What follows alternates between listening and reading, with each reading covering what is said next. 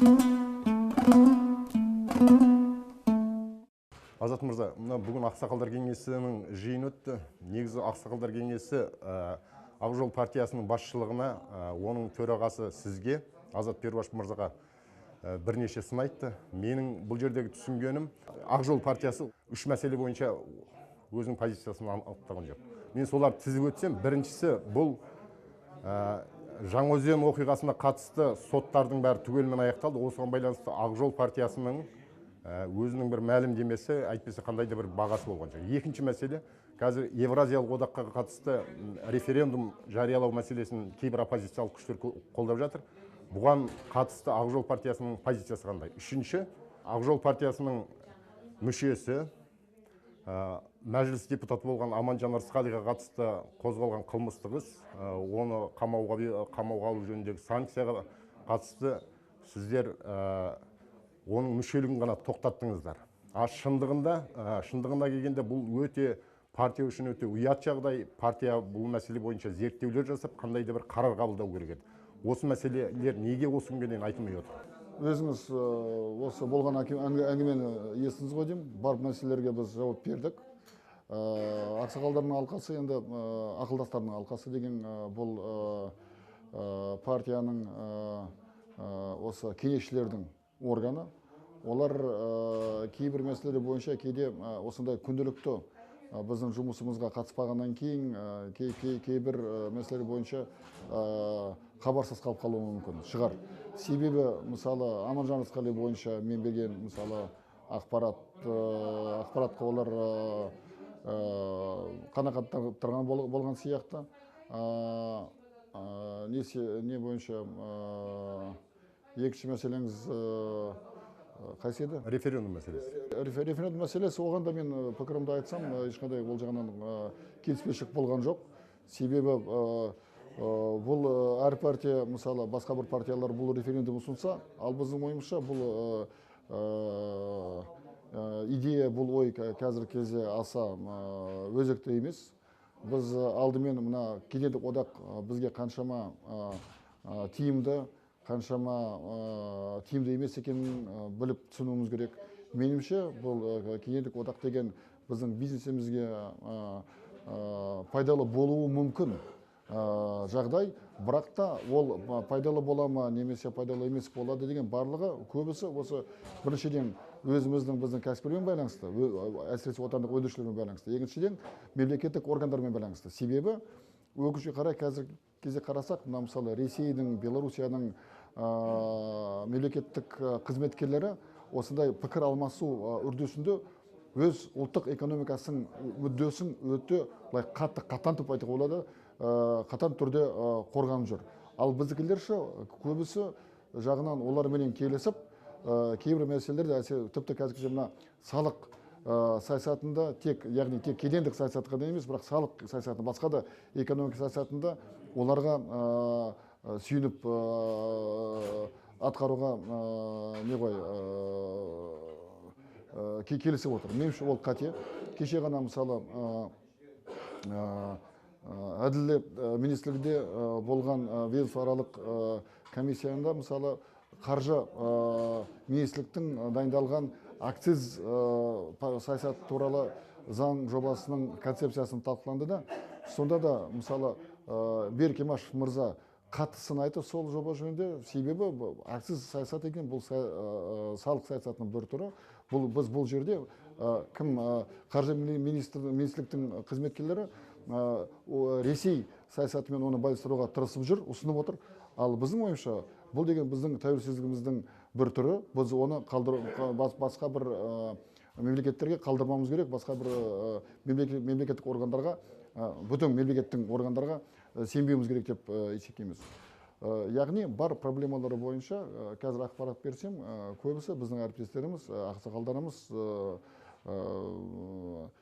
келісіп қойды. Келіспегендерде олар бұл орган деген ақыл беретін, яғни қазір ғана Айталы ағамызбен қысқаша айттық қой, ақсақалдар жастардан сәл кемеңгер болу керек, ақылды болу керек, бізден сабырлы болу керек, ақыл ретінде айтып, кейде әрине сипап, кейде сынап. Бұл деген енді біз Ақ жол деген бұл демократиялық партия. бұл біздің ашығымызды, біздің либералдығымыздың несін көрсетіп отырған бүгінгі осы оқиға.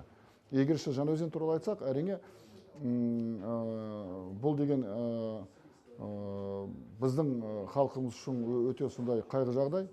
Оған біз бірінші күннен бастап өзіміздің позициямызды партия ретінде жарияладық ол кезде. Ал болған соттың шешімі бойынша әлі партиямыздың ресми түрдегі пікірі білдірмеген, себебі біз оны талқылаған да жоқпыз. Мынандай мәселелер бойынша пікір айтқан кезде бөлек бір, мысалы, Перуашевтың позициясы немесе басқа бір орталық кеңестің мүшелерінің позициясы емес. Біз оны партиямыздың ортақ осындай ресми позиция анықтап алу үшін алдымен оны орталық кеңесімізде талқылауымыз қажет. Мысалы, Рысқали мырза шешім бойынша сағат 9-дан бастап сағат 1-ге дейін, түнгі сағат 1-ге дейін біздің президиумымыздың отырысы болды. Сонда біз оның мүшелікті тоқтату жөнінде және неден парламенттік мандатын алып қою үшін алып қою туралы шешімді шығарып алдық. Яғни бұл партияның шешімдері барлығы осындай заңды жолымен қабылдау керек. Ал оппозициялық ұйымдар көтеріп жатқан Еуразиялық одаққа қарсылық референдумына сіздердің позицияларыңыз қандай? Мен ашық түрде айттым, кейбір бақтарға қазір айтайын керек болса. Мен мысалы кедендік одақ қайта айтып отырмын. Ол кедендік одақ және де Еуразиялық экономикалық ынтымақтастық деген бізге керек. Ол үрдіс тенденция ретінде, ол біздің бизнесімізге үлкен мүмкіндік үлкен потенциал ашып отырған дүние. Ал басқа осындай Еуразиялық интеграцияның бағыттары барлығы өзіміздің ұлттық мүддемен байланысты болу керек. Яғни, мысалы, егер қазір кезде Еуразиялық парламент туралы Ресей жағынан ұсыныс түссе, оған мен қатаң қарсымын. Себебі парламент деген бұл заңды қабылдау, бұл ішкі саясат және сыртқы саясаттың шешетін орган, мемлекет басқарушы орган бұл деген. Оған қарсымын, себебі біздің ішкі саясатымызды, сыртқы саясатымызды біз өзіміз шешуіміз керек, өзіміз қазақ халқының, Қазақстан халқының мүддесіне қарай. Азат мырза, тағы бір сұрақ. Жалпы Ақжол партиясының бұрынғы мүшелерінің көпшілігі қазіргі Ақжол партиясының басшылығына реніш білдіреді. Көпшілігі деген деп сіз айтпай қойыңыз. Себебі Ақжол партиясының ресми органдары бар. Съездердің шешімдері бар, орталық комитеттің позициясы бар. Ал мына жерде ақсақалдар айтса, қайта айтып отыр. Ақсақалдардың орны сондай. Олар жастарға ақыл беру керек. Олар жастарға кейде емтиханда сияқты сынақ өткізу керек. Ол жағынан ешқандай не болмасын, қате болмасын. Ал енді жалпы қазір парламентте отырған бизнесмен депутаттардың орны бұрынғы осы интеллигенция, мынау Амангелді Айталы аға сияқты адамдармен ауыстырасыздар ма? Қашан ауыстырасыздар? Айталы ағамыз, біз де оны сыйлап отырмыз. Үлкен философ, үлкен ғалым кісі. Бірақ ол кісі 2 мерзім бойы парламенттің депутаты болған. Және де ақсақалдарды тыңдасақ, олардың әрқайсысы өзі үшін мандат іздеген жоқ. Мына біздің Ақжолдың ақсақалдары, құдайға шүкір, одан пендешіліктен жоғары кісілер. Олар жалпы интеллигенция туралы айтып отыр. Біз ол жағынан қосылып отырмыз. Мен де мысалы жеке басым болсам, мен де қосылып отырмын. Әрине партиямыз атынан біз тек кәсіпкерлерді ғана емес, зиялы қауымның өкілдерді де неге қоссақ дұрыс болушы еді. Бірақ бұл деген болашақ оны көрсетеді.